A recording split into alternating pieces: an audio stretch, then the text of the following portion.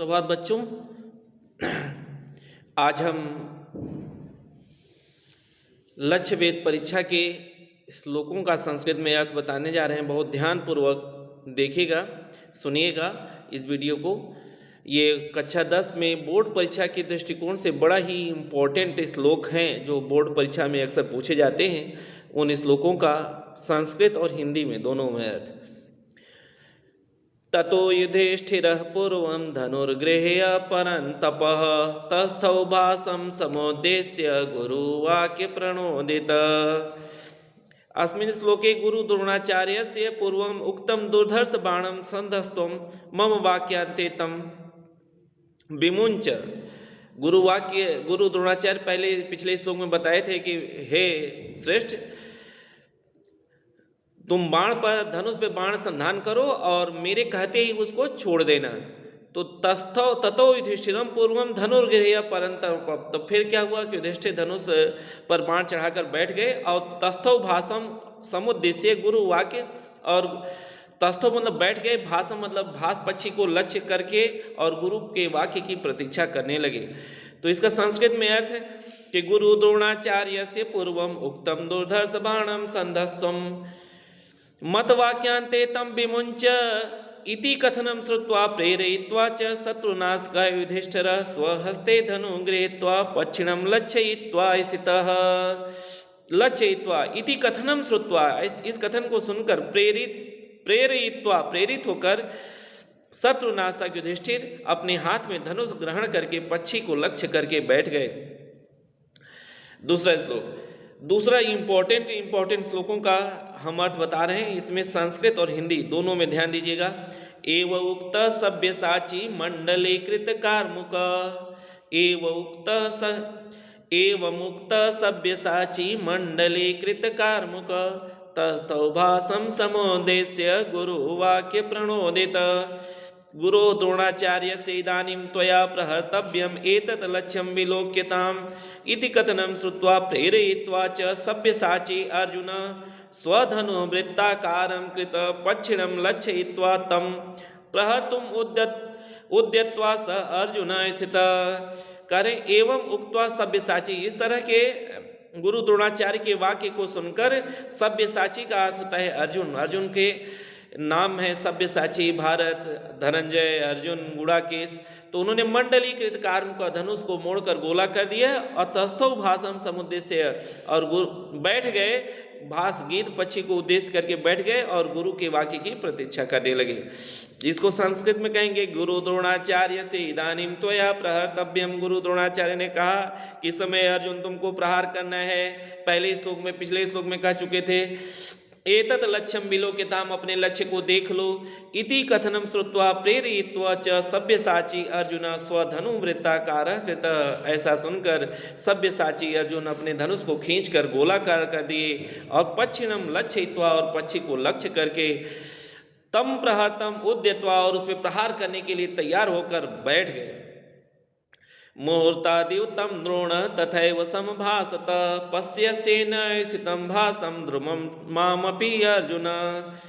आचार्य द्रोण कहते हैं कि जैसे सारे राजकुमारों से पूछते हैं कि राजकुमार तुम क्या क्या देख रहे हो, तो उन्होंने उसी तरह से इनसे भी पूछा कि मुहूर्तादि उत्तम द्रोण। क्षण भर बाद आचार्य द्रोण से कहा तथैव संभासत, उसी प्रकार से कहा जैसे बाकी अन्य राजकुमारों से उन्होंने कहा था। पश्य सेन स्थितम भासम द्रुमम मापपि अर्जुन, न हे अर्जुन इस भास पक्षी को देखो और मुझे भी देखो, देख रहे हो। तो इसको संस्कृत में कहेंगे कि बाणं व्यक्तुम् उद्यतम् अर्जुन प्रति गुरु द्रोण क्षणात् एव तथैव समभासत यथा सह अन्यान राजपुत्रान प्रति कथयत। जैसा अन्य राजपुत्रों के साथ कहा था उन्होंने वैसा ही अर्जुन से कहा। सह अवदत, वे बोले हे अर्जुन येन स्थितं भासम, इस स्थित भास को, वृक्ष को, माम च अपि पश्यसि, और मुझे भी देख रहे हो। गुरु द्रोणाचार्य के कहने का मतलब तुम ये वृक्ष को, इन वृक्षों को, अपने भाइयों को, भास पक्षी को, हमको, सबको देख रहे हो। तो अर्जुन ने कहा पश्याम एकम भासमीति द्रोणम पार्थो अभ्यभासत न तो वृक्षम भवंतम वा पश्यामीति च भारत पश्याम एकं भासमिति द्रोणं पार्थो अभ्यभासत न तो वृक्षं भवन्तं वा पश्यामीति च भारत। करे मैंने केवल ये एक भास पक्षी को देख रहा है गुरुदेव, बाकी कुछ नहीं दिखाई दे रहा है, मुझे केवल भास पक्षी दिखाई दे रहा है, इसके अलावा कुछ नहीं दिखाई दे रहा है। ना तो वृक्ष दिखाई दे रहा है, ना भाई दिखाई दे रहे हैं, ना आप दिखाई दे रहे हैं न। तो लक्ष्य वेद परीक्षा काले अर्जुन द्रोणाचार्य प्रति अवोचत। लक्ष्य वेद परीक्षा काल में अर्जुन द्रोणाचार्य से कहते हैं कि हे गुरुदेव, अहम तू न वृक्षम अवलोकयाम, मैं तो इस वृक्ष को नहीं देख रहा हूँ, न च श्रीमंते, और नहीं आपको देख रहा हूँ, अहम तू केवल मात्रेव खगमेव विलोकयम, मैं तो केवल पक्षी को ही देख रहा हूँ। ततः प्रीतमना द्रोणो मुहूर्तादेव तं पुनः प्रत्यभासत दुर्धर्षं पांडवानां महारथ। ततः प्रीतमना द्रोणो मुहूर्तादेव तं पुनः प्रत्यभासत दुर्धर्ष पांडवानां महारथ।